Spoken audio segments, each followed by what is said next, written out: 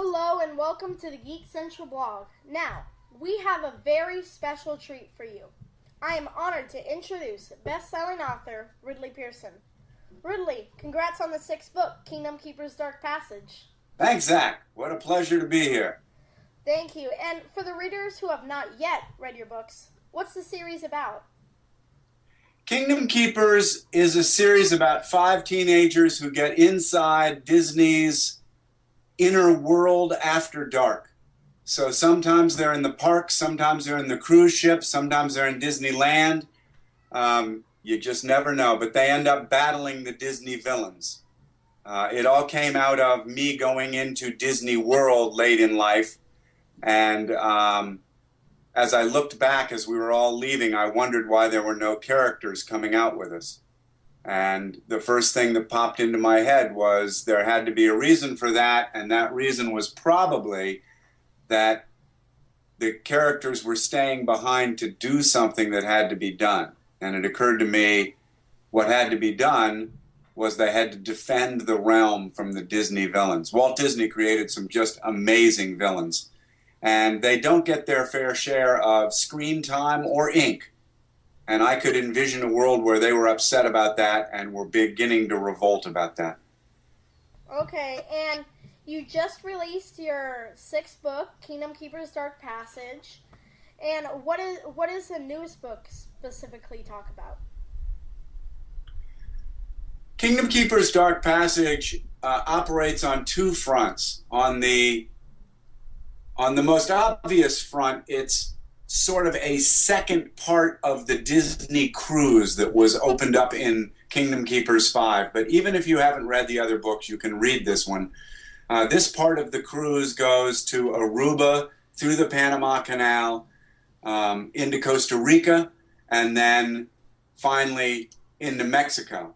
And on a more subversive level, what the Overtakers are up to, and the Overtakers, for those of you who haven't read it, are Maleficent, Chernabog, Cruella de Vil, the Evil Queen, and a host of other characters, some of whom are sort of borderline Disney villains, but become more villainous in my series. And they are up to no good. They have smuggled Chernabog aboard this huge Disney cruise ship, and they're trying to take him to a place where they can empower him. They can give him the power he's been lacking for almost 30 years.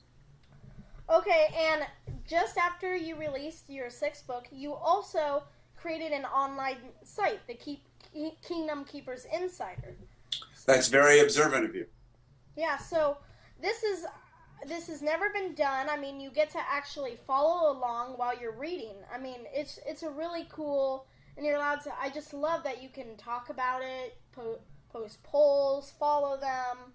I'm so glad you're liking it. You know what happened, Zach, is as I got near the end of the series has 7 books in it, I received emails from wonderful readers like you and your listeners, and realized that in many ways, people knew this series better than I even knew it, and that it would be a real crime to exclude them from deciding how it all ended.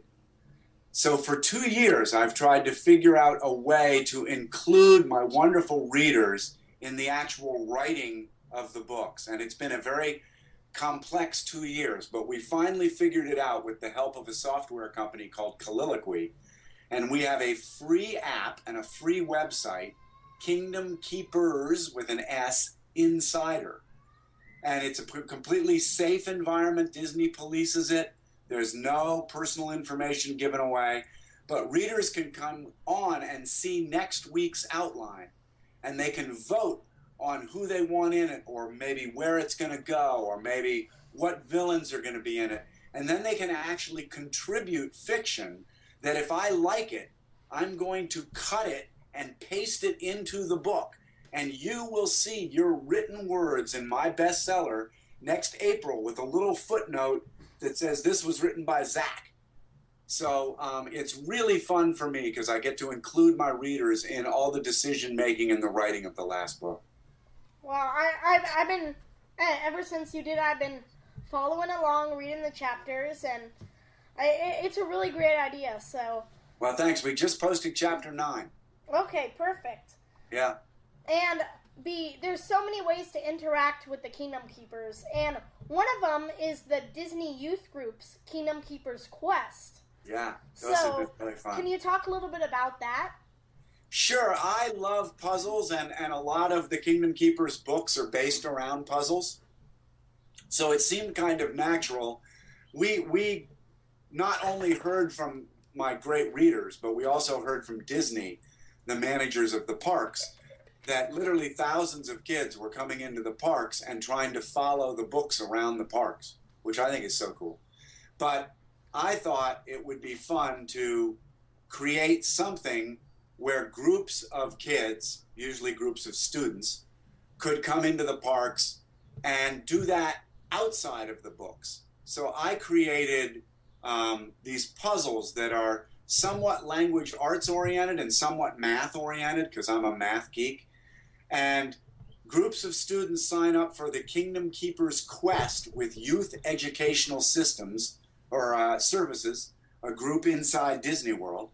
And you can go into the Magic Kingdom with a group of 10 or more kids and take the Kingdom Keepers Quest.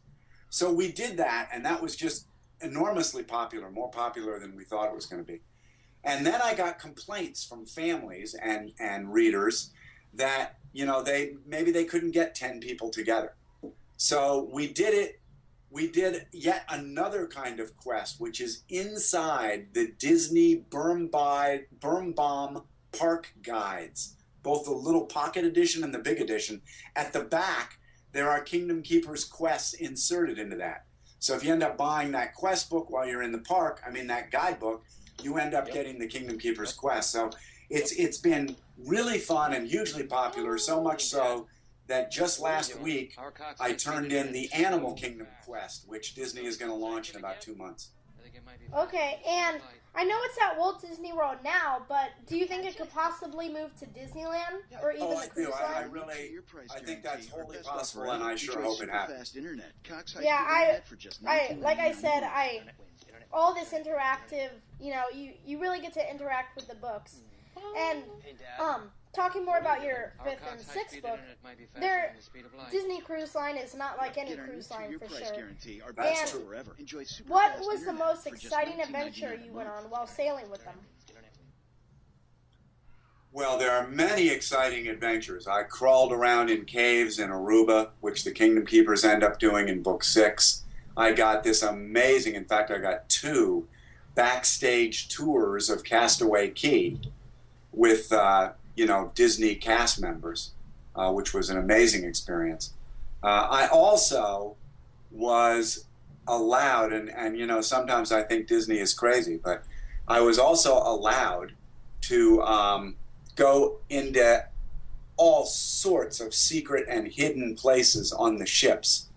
And Disney, some of the people who guided me even would whisper to me, "This is so cool, I've never been here," which I thought was really informative of how deep I was getting into the system. So I've been in the engine room, I've been on the bridge with the captain, I've been in the ship's hospital, I've been behind the scenes in the ship's kitchens, which are called galleys, just all sorts of places. And all of that was so amazing.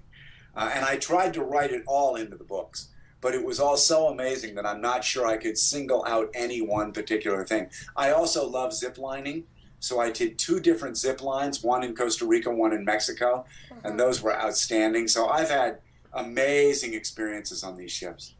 Okay, and now we had a lot of questions asked by some of our viewers. How did you get your start in writing? I was kind of unintentional. I've always been a storyteller of sorts, and I taught myself how to type on a manual typewriter when I was a kid.